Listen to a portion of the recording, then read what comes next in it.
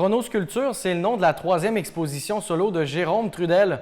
Un nom à retenir, Jérôme, c'est un jeune artiste sculpteur originaire de Bois-Châtel qui se démarque par ses objets en suspension dans les airs. C'est vraiment sa marque de commerce. Et Jérôme était très fier de nous présenter le fruit de son travail. Chronosculpture, c'est son projet de fin de maîtrise à l'Université Laval. Voici donc l'entrevue que j'ai eu le plaisir de réaliser avec lui cette semaine. Jérôme, Chronosculpture, c'est le nom de l'exposition. Comment tu pourrais nous la décrire? Donc, c'est mon exposition de fin de maîtrise. Donc, c'est vraiment une exposition qui parle de mouvement. Donc, j'ai loué sur le Calcio au 466 rue de la Couronne pour tout le mois de juillet et d'août. Donc, tout le mois de juillet, j'étais ici. Mon plan, c'était de ne pas avoir de plan pour cette exposition-ci. Donc, je suis arrivé le 1er juillet. J'ai conçu ma structure de bois avec un grillage pour me permettre la suspension parce que je fais vraiment de la sculpture suspendue. Donc, je suis arrivé ici et j'avais déjà des objets amassés qui me donnaient des idées de mouvement. Donc, j'ai choisi des objets en relation avec leur potentiel narratif. Et de plus en plus que j'avais ces idées-là, de plus en plus que j'ai construit ma sculpture. Donc, ma sculpture, au début, il y a des objets un peu partout. Il y a des centaines d'objets suspendus dans l'espace. Mais tous ces objets-là sont suspendus dans l'idée de donner des sensations de mouvement. Donc, chronosculpture, parce que je veux vraiment donner une sensation de transition chronologique par la répétition d'objets qui sont suspendus. Donc, dans cette sculpture-là, il y a plein d'histoires de mouvements qui se passent. Et justement, cette démarche artistique-là, est-ce que tu l'as peaufinée pendant tes dernières années oui, de bien ton sûr. parcours? Exactement. Ma sculpture suspendue, ça a commencé au baccalauréat.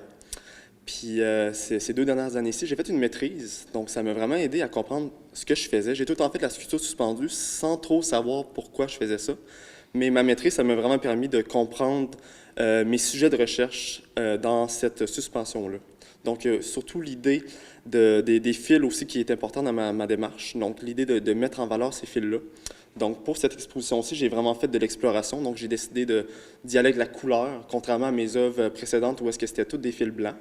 Donc, c'était plus épuré, mais pour celle-là, c'était plus l'idée du mouvement, donc beaucoup de couleurs de fils ensemble.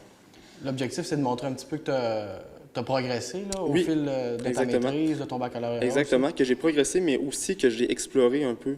Comme habituellement, dans mes sculptures, il y avait juste des fils qui étaient verticales, mais dans cette exposition-ci, il y a aussi des fils horizontales. Fait qu'il y a comme vraiment...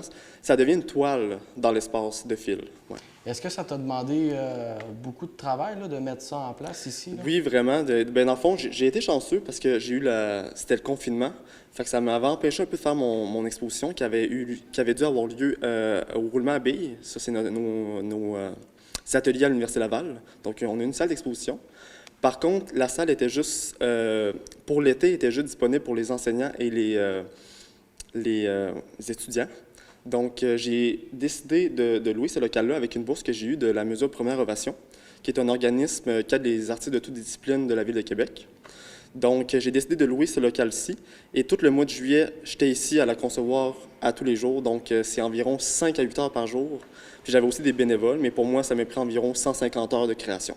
Puis comment tu vois la suite des choses là, avec la fin de ta maîtrise? Est-ce que tu vas continuer ton parcours d'artiste? Oui, ça c'est sûr que c'est tout le temps dans mes plans de faire des expositions. Je me donne comme objectif de faire une exposition par année, mais je veux aussi être enseignant. Donc, je commence un DESS en enseignement collégial à l'Université Laval, qui va être 1 an, donc des stages d'enseignement. Mais je compte toujours faire des expositions. Ouais. Puis on comprend que la mesure Première Ovation, ça t'a aidé à réaliser l'exposition. Mais est-ce qu'il y a des gens qui t'ont aussi aidé à mettre ça en place, des bénévoles? Oui, il y a beaucoup de bénévoles. Ma famille m'a beaucoup aidé, mes amis qui venaient ici. C'est sûr que c'est des projets quand même colossaux que je ne ferais pas réaliser tout seul. Fait que je tiens à les remercier justement. Ouais.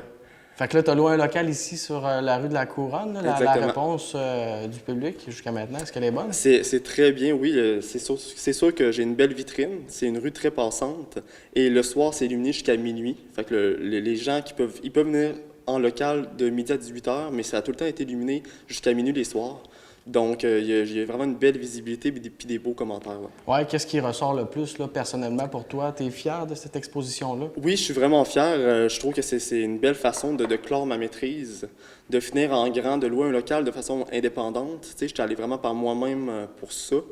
Puis, je suis vraiment fier avec toutes les explorations que j'ai faites aussi avec cette sculpture-là. C'est vraiment différent de ce que j'ai fait avant. Ouais, puis tu m'expliquais tout à l'heure...